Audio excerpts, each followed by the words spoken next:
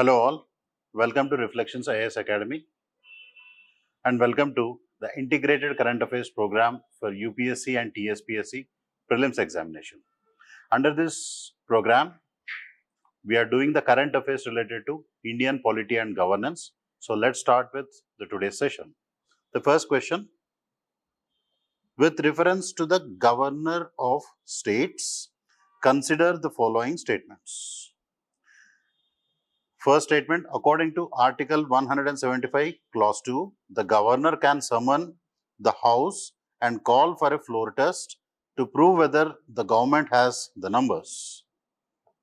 Second statement, when the House is in session, the Speaker can call for a floor test, whereas when the Assembly is not in the session, the governor's residuary powers under Article 163 allows him or her to call for a floor test. Is it true or no? So let's see about this question. The office of the governor is been very much in the news since the recent times, that is past few months, 2022, 2023. The office of the governor, it's been the role of the governor, the powers of the governor, the conflict of interest between the state governments and the governor. It's been very much in the news. Either it be Telangana state, either it be Kerala state, West Bengal, Tamil Nadu, and the never-ending tussle between the CM of the Union Territory of Delhi and its Lieutenant Governor. So that's why the office of governor, the powers, functions, the duties, and the current affairs related to the office of governor is very much important for the examination. So that's why I have given this question. So first statement, it says that according to Article 175 Clause 2, governor can summon the House and call for a floor test to prove whether the government has the numbers. Is it right or no? So let's see about this, the articles related to the governor. Article 174 of the Indian Constitution, it authorizes the governor to summon or dissolve and prorogue the state legislative assembly. So Article 174 Clause 2 and Subclause B of the Constitution, it gives powers to the governor to even dissolve the assembly when dissolve the assembly only on the aid and advice of what? The Council of Ministers or the Cabinet. However, the governor can apply his mind when the advice comes from a chief minister of that state, whose majority could be in a doubt.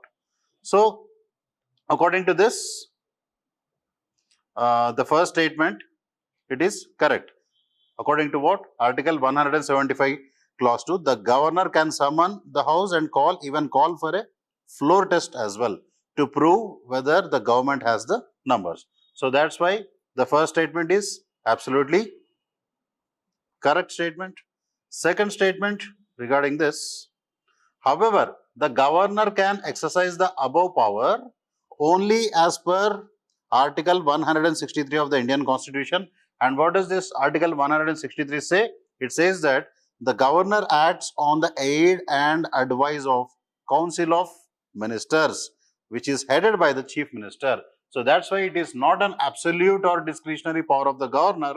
Rather, the governor, he or she should act only on the advice of the Council of Ministers of that state, headed by the state's Chief Minister. And when the House is in session, whenever the House is in session, the Speaker is empowered to call for a floor test. Floor test, what is a floor test? So let's know about this floor test. Floor test is nothing but this is a common term used to test the majority of the government. Like for example, if there are any doubts against the Chief Minister of a state that he or she cannot prove the majority in the House, then a governor can call for a floor test according to Article 163, and that too Article 175 Clause 2, and that too on the advice of the Council of Ministers headed by the Chief Minister. So, but when the assembly is not in the session, the governor's residuary powers empower him or her under Article 163, it allows him to call for a floor test. So whenever the assembly is in session, the speaker can call for a floor test. But whenever the assembly, the house is not in the session, governor is empowered to call for a floor test under Article 163, and that too on the aid and advice of the Council of Ministers. So this is about the floor test and the governor's role. So that's why statement 2 is also correct according to this. So hence the correct answer for this question, since in the question it is to pick up the correct statements, both 1 and 2 are correct for this question. The role of governor, the powers of governor related to the floor test, and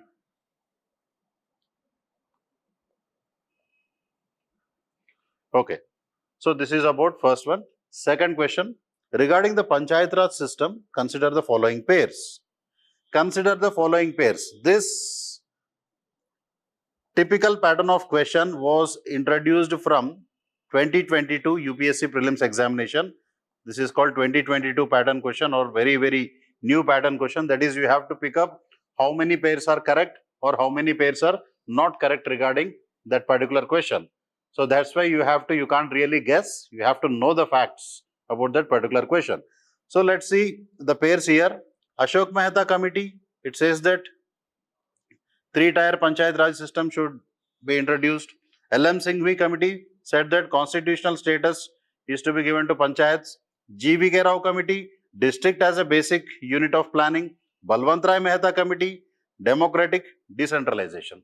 So let's see about this Panchayat Raj system and various committees which are extremely important for the from the examination point of view. Either it be UPSC prelims or any state civil services prelims, it is absolutely important, the Panchayat Raj system and the committees related to it. So why did I give this question? Why it was in the news is, recently the year 2023, it marked the 30th anniversary of the 73rd Constitutional Amendment Act and 74th Constitutional Amendment Act of 1992. So that's why it is important.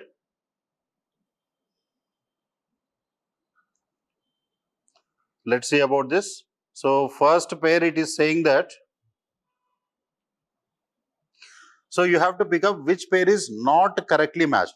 First pair, Ashok Mehta committee, 3-tier Panchayat Raj system. Did it recommend 3-tier Panchayat Raj system or 2-tier Panchayat Raj system? It has recommended indeed the 2-tier Panchayat Raj system. So that's why first pair is incorrect. LM Singhvi committee recommended for constitutional status to the Panchayat Raj system. Is it correct? It is correct. GVK Rao committee has recommended for district as a basic unit of planning. It is also correct. And Balwant Rai Mehta committee first time talked about the democratic decentralization. It is also correct. So only one pair is not correct for this question. The remaining pairs are correct for this question. So that's why answer will be A. That is, only one pair is not correctly matched. All the other pairs are correctly matched. So let's see about these committees.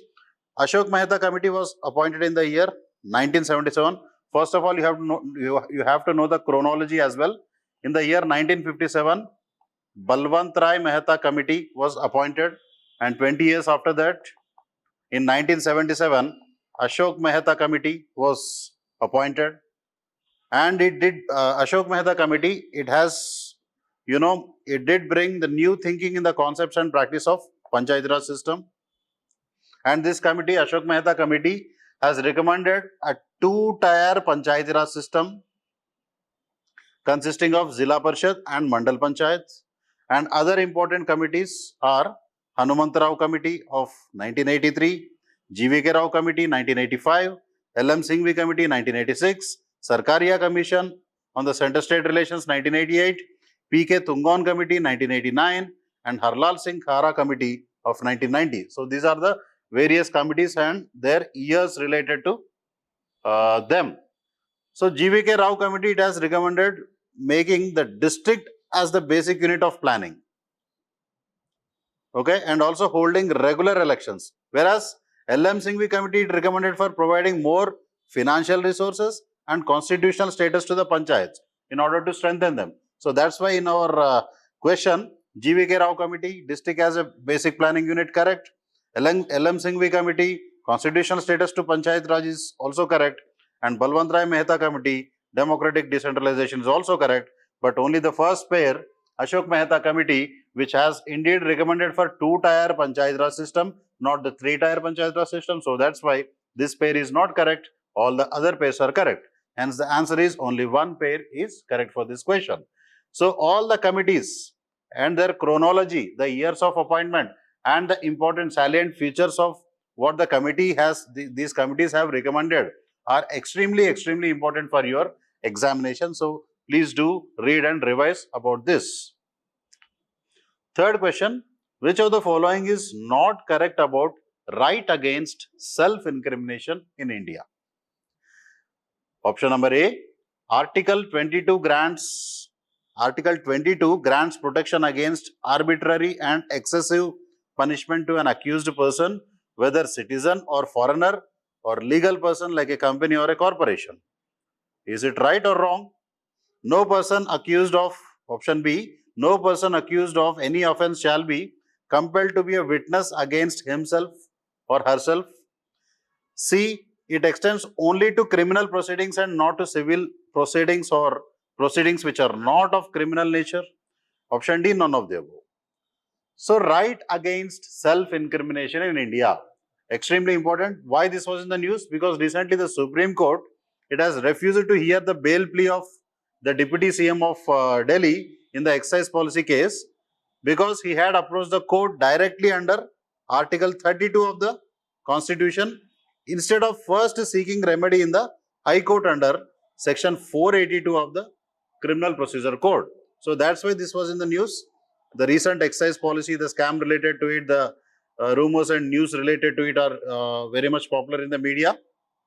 So in this particular case, the Deputy CM of Delhi has, applied for a bail plea in the Supreme Court, but Supreme Court has refused because this is against the law that first he would have been approached the High Court under Section 482. Rather, he has approached the Supreme Court under Article 32. That's why the Supreme Court has refused this plea. So let's see about this, right against self-incrimination, the constitutional provisions related to it. Article 20, it grants protection against arbitrary and excessive punishment to an accused person, whether citizen or foreigner. So it is Article 20 which grants protection against arbitrary and excessive punishment. It is not the Article 22. In the question, in the option, it is given as Article 22. This is to trick you. This is the trick of the examiner to make you convinced and ultimately go for choosing a wrong answer. So this is not Article 22. You have to always read in between the lines. This should have been Article 20. So that's why this whole statement is wrong. And this Article 20, it contains three provisions. That is, for among those three provisions, the main provision is no self-incrimination. Or what is no self-incrimination? Self-incrimination means no person accused of any offence shall be compelled to be a witness against himself or herself. If any person, either the person have really committed the crime or really not committed that offence or crime, that person should not be compelled to become a witness against himself or herself, and this will not be accepted by the court. So that is called self-incrimination. So this is called the right guaranteed by the courts, the constitution, against the self-incrimination. The protection against self-incrimination extends to both, either it be oral evidence or any documentary evidence also. So orally or documentarily, both, this right extends to both the forms of self-incrimination. But however, it does not extend to compulsory production of, material objects or compulsion to give thumb impressions or specimen signatures or blood specimens, compulsory exhibition of the body, etc. For all these things, it does not extend. And furthermore, very important point to note here is this right against self-incrimination, it extends only to criminal proceedings and not to the civil proceedings. Right against self-incrimination is limited to or extends only to the criminal proceedings, not against the civil proceedings, which is very, very important point to note and remember. So, that's why this statement given here is also correct. Option number C is also correct, and option B is also correct, because it is saying that no person accused of any offence shall be compelled to be a witness against himself. That is the very definition of self-incrimination. And option A is wrong, because instead of Article 20, it is given Article 22. So hence the correct answer is option A is not correct for this question. Fourth question, with reference to the directive principles of state policy, consider the following. Directive principles of state policy enumerated in the Part 4 of Indian Constitution, also known as the Instruments of Instructions by Dr. B.R. Ambedkar. Regarding DPSP, let's see this statements. Supreme Court ruled that in case of any conflict between the fundamental rights and the directive principles, the former, that means the fundamental rights, would prevail. In which case, Champakam Durai Rajan versus State of Madras, is it correct? Supreme Court declared that fundamental rights could not be amended by Parliament even after the implementation of directive principles. Keshavananda Bharati case, is it correct? In this case, the Supreme Court reiterated that Parliament can amend any part of the Constitution, but it cannot change the basic structure of the Indian Constitution. Is it in Golaknath versus State of Punjab case? So let's see which of the above given statements are correct. Directive principles of state policy, the tie between or conflict between fundamental rights and directive principles of state policy, which is more superior or which is not so superior. All these things are very important for the examination, and there are many court cases, Supreme Court cases regarding this DPSP versus fundamental rights. So these are the important Supreme Court cases, Supreme Court and High Court cases related to this the tussle between DPSP and fundamental rights. So about this, let's see. So there has been a long debate in the case of conflict between the continuous conflict between fundamental rights and DPSP. Let's see the cases. So this conflict can be decoded with the various judgments of the courts. So first one is Champakam Durai Rajan versus State of Madras in the year 1951. In this case, what did the Supreme Court rule? It has ruled that in case of any conflict, if at all any conflict is there in between fundamental rights and DPSP, the former would prevail. Former means what? The fundamental rights would prevail over the directive principles of state policy. That means it has given more leverage to fundamental rights rather than the DPSP. It declared that DPSP have to conform and run as a subsidiary to the fundamental rights. And it also ruled that fundamental rights could be amended by Parliament by enacting constitutional amendment acts. So this was ruled by the Supreme Court in the Champakam Durai Rajan versus the State of Madras. So that's why the first statement given here is correct or wrong? It is correct. First statement is correct.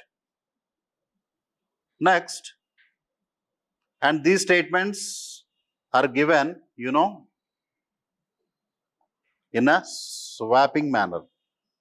The second statement is correct for this and third is correct for this. That means in the Golaknath versus State of Punjab case, 1967, the Supreme Court declared that fundamental rights could not be amended by the Parliament even for the implementation of DPSP. So this is what Supreme Court said in the Golaknath case. And Keshavananda Bharati case versus State of Keshavananda Bharati versus State of Kerala in 1973, the landmark judgment, the Supreme Court declared that Parliament can amend any part of the Constitution, but it cannot alter its basic structure, thus the right to property was eliminated from the list of fundamental rights. So the basic structure doctrine basically evolved as an innovation of the judiciary through or because of these cases, Supreme Court and High Court cases.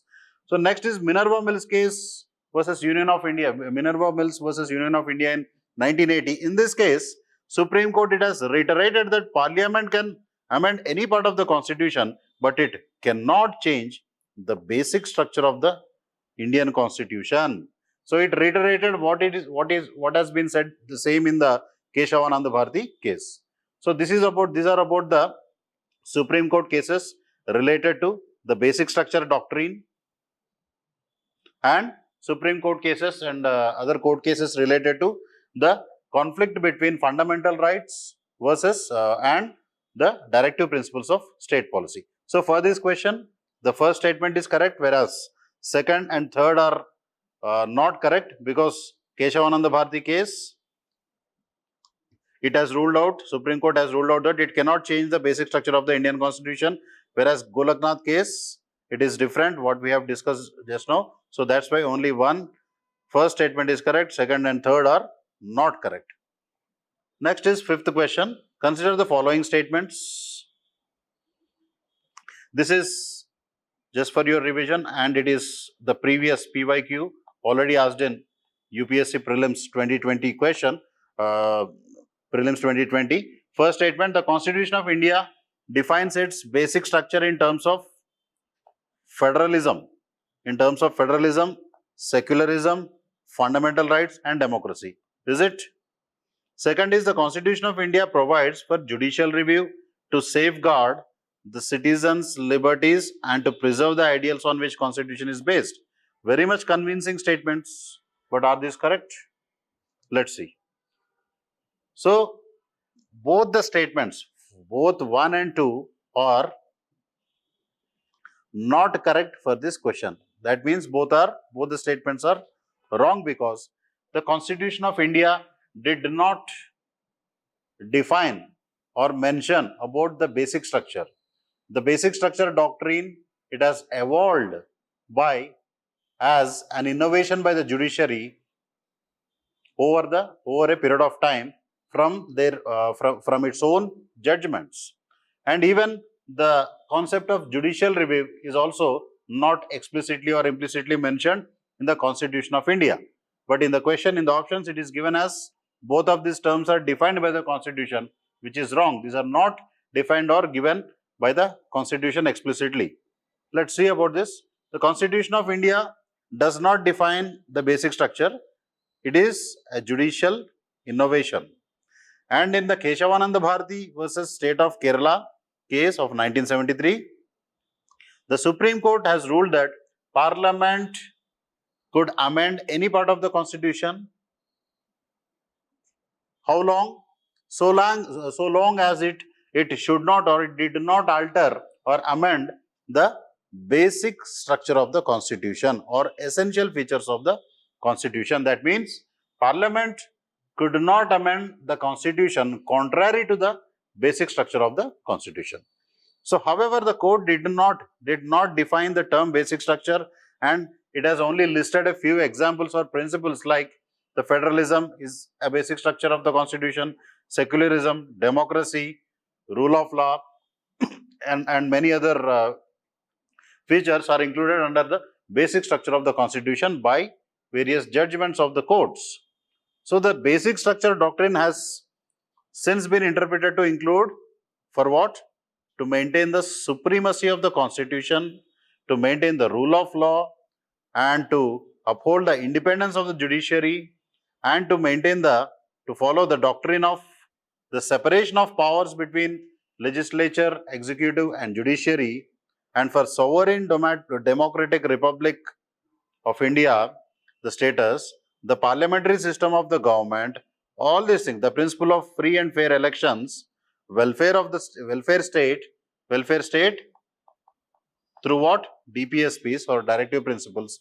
So that's why first statement is not correct, and there is no direct expression of the word judicial review also in the Indian Constitution, and the court is entrusted with the task of deciding whether any constitutional limitations has been transgressed or not.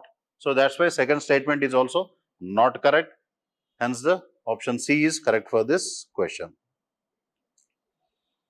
Sixth question, with reference to the Constitution of India, consider the following. Consider the following: emergency provisions, amendment procedure, doctrine of pleasure, rule of law, election of president, concurrent list. This is the list. So, which of the above provisions are borrowed from the Constitution of Britain or the British Constitution? What are all the features we have borrowed from British Constitution? This question is asking.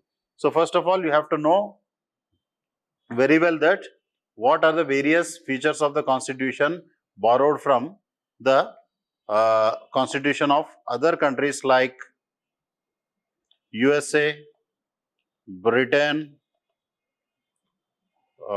Canada, Ireland, USSR, Germany, Japan, Australia, etc. So you have to know this. Let's see the table of this. All these features like parliamentary form of government, rule of law, law-making procedure, single citizenship, institution of speaker, doctrine of pleasure, tenure of the civil servants, all these were borrowed from the British Constitution. This whole table is extremely important. Many a time examiners, they focus on, this particular topic, and you might expect lots of questions, especially in your Tspsc or state civil services examinations, and even in UPSC prelims as well.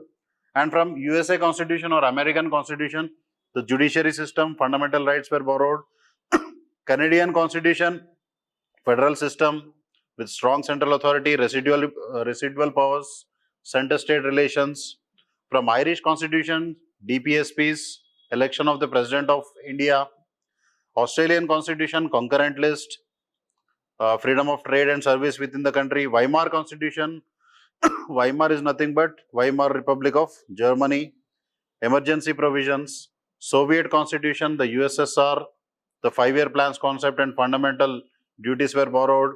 Government of India Act of 1935, most of the things were borrowed from Government of India Act of 1935. That's why it is also known as the mini constitution. That is Office of Governor and powers of federal jury. South African Constitution, the amendment procedure of the Constitution.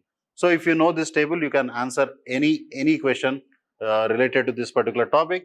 And why this was in the news? Because recently the Prime Minister of India has launched, the Honorable Prime Minister has launched various new initiatives under e-court project. Focus on this. You have to know about all these things also, including virtual justice clock, Just Ease mobile app application 2.0, Just Ease or Justice, digital code, S3 WAS websites. On which day? Constitution Day, which is celebrated every year on the 26th of November. So the answer for this question is B option, that is 3 and 4 only.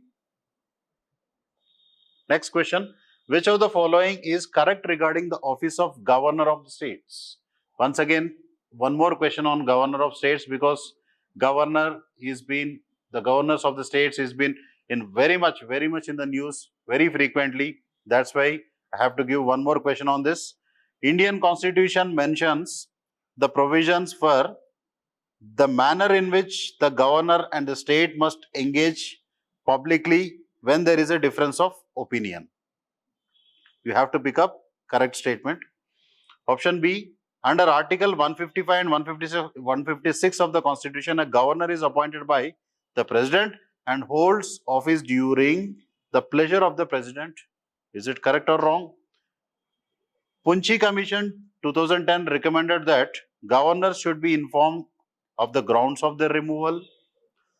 D option, Sarkaria Commission suggested the deletion of the phrase during the pleasure of the President from the Constitution.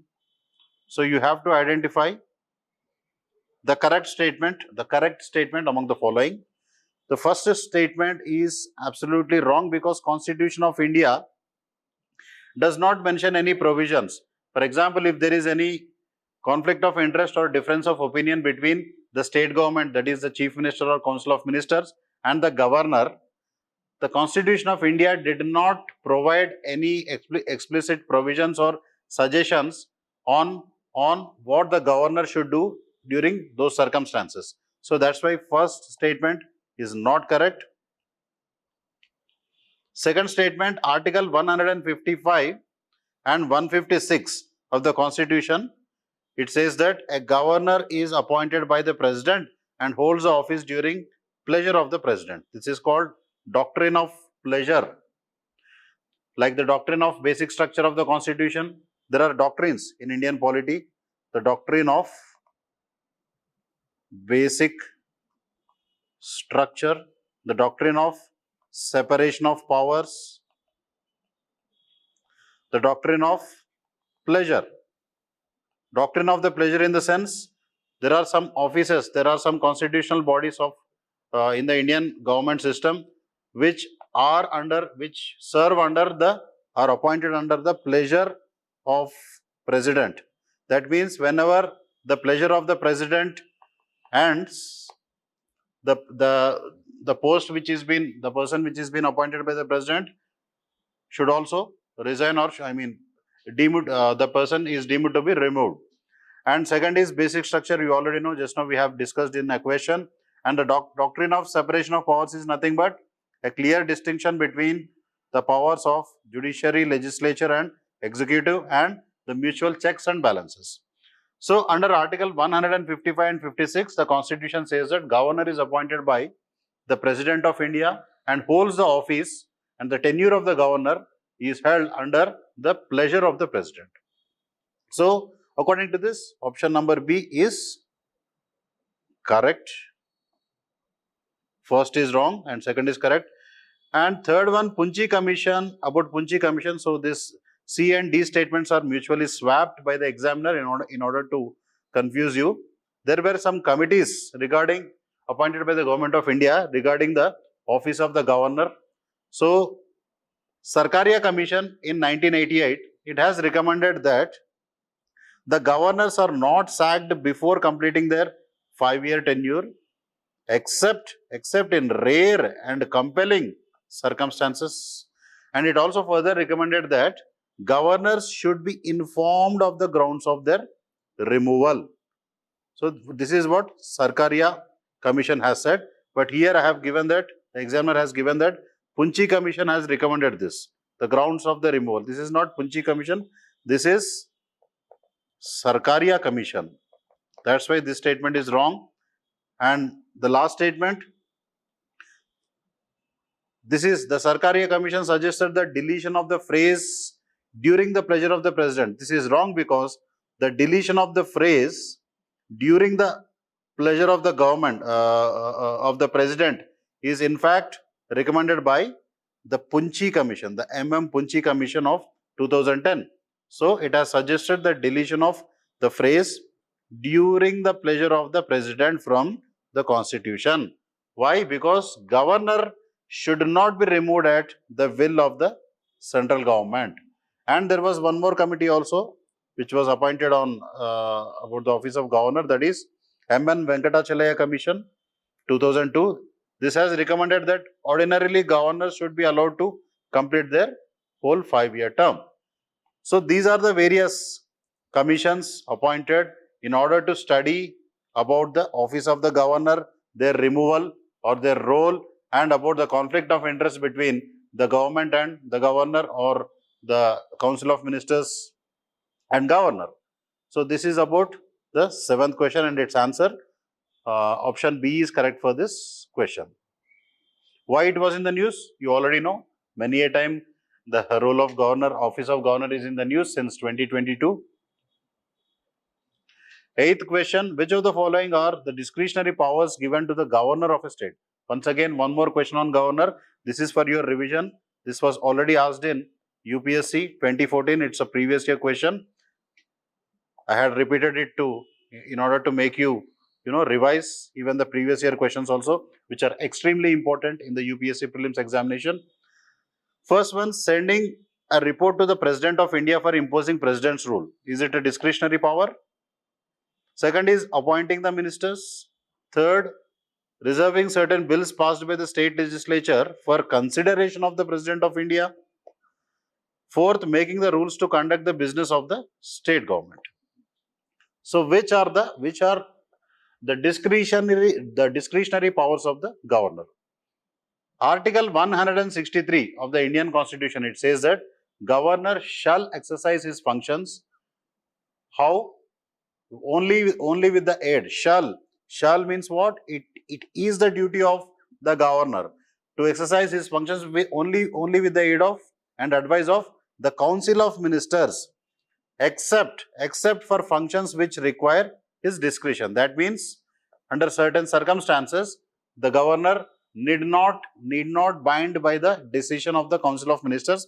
These are called discretionary powers. So under article 356 of the Indian Constitution, which describes about the emergency provisions, which describes about the president rule in the states, the governor of a state can send a report to the President of India recommending the imposition of president rule in that particular state. So this is a discretionary power and it is being conferred upon the governor. So that's why first statement is correct. First statement is correct. That is, governor can send a report to the President of India to impose president's rule in a state. This is a discretionary power. So that's why first statement is correct.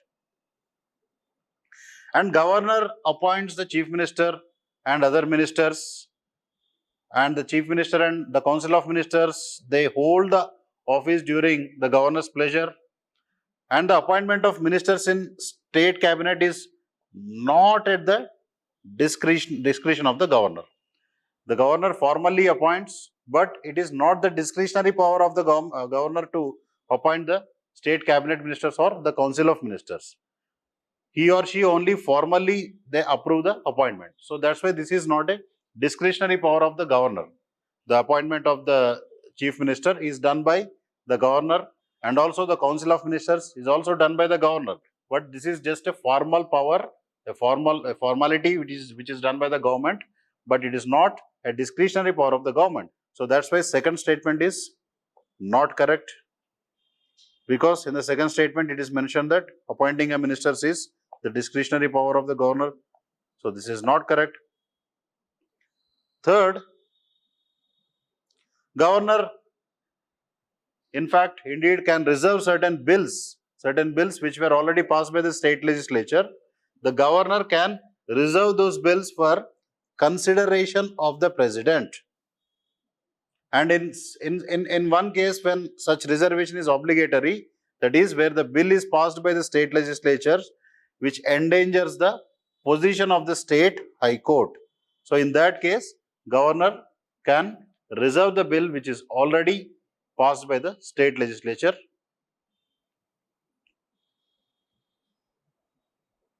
So this is this a discretionary power of the governor? Yes, this is a discretionary power of the governor. So third statement is also correct. And making the rules to the conduct and business of the state government, this is just a formal power of the governor. This is not a discretionary power. So fourth statement is also not correct regarding this question. Hence, option B, 1 and 3 only are the discretionary powers of the governor. The remaining are not the discretionary powers. Ninth question. Which of the following statement are correct about the Enforcement Directorate, ED? The most hot favorite topic these days in the politics is ED or Enforcement Directorate. Either it be Telangana state or it be the Union Territory of Delhi or Maharashtra or in any other state. In most of the states, the ED, the Enforcement Directorate, is very much in the news, the hot news. So regarding Enforcement Directorate, which of the following statement are correct? First statement, the ED is a law enforcement agency and economic intelligence agency responsible for enforcing economic laws and fighting economic crimes in India. It is the first statement. First option. Second is, it operates under the Ministry of Home Affairs and works in close coordination with other law enforcement agencies such as CBI. Third statement, The ED primarily investigates cases related to money laundering, foreign exchange violation and economic frauds. D, all of the above. Let's see. Option A is correct because this is in fact indeed the function of ED or Enforcement Directorate, that is law enforcement. It is a law enforcement agency, and what? It is an economic intelligence agency, and it works under which act? PMLA Act, that is the Prevention of Money Laundering Act, and it is responsible for enforcing economic laws and fighting economic crimes in India. Second option is not correct. The whole statement in the second option is correct, but it became wrong because of only one word, that is Ministry of Finance. Ministry of Home Affairs. ED does not work under Ministry of Home Affairs. It works under the Ministry of Finance, not the Home Affairs. So be very, very careful while reading in between the lines in the examination. So that's why option B is not correct. And of course, ED works in close coordination with other investigation agencies like CBI, etc. Option C is correct because ED or Enforcement Directorate is primarily, it investigates cases related to the money laundering, foreign exchange violations and economic frauds. You have to remember PMLA here, Prevention of Money Laundering Act, and also FEMA Act, Foreign Exchange Management Act. You have to remember because ED works closely related to these particular acts. So that's why option D, not option D, it is wrongly given here. Second statement is wrong. So that's why A, C, D are correct for this question. Option C is correct for this question.